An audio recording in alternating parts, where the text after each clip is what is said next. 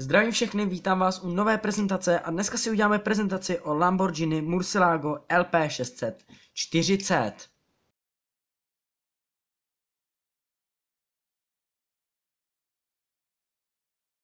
Lamborghini Murcielago LP640 bylo v roce 2006 na tradiční březnové show a téhož jara se začalo prodávat. Místa výroby bylo v Itálii Sant'Agata Bolognese a bylo vyrobeno 4099 kusů. Lamborghini Murcielago je pojmenován po španělském býkovi, který 5. října 1879 přežil v aréně 28 zásahů mečem. Od toreadora Rafaela Sancheze dostal milost. Lamborghini Murcielago je nejprodávanější 12-válcový model automobilky. Jedná se o nástupce vozu Diablo a zároveň první automobil Lamborghini vyvinutý po převzetí automobilkou Audi.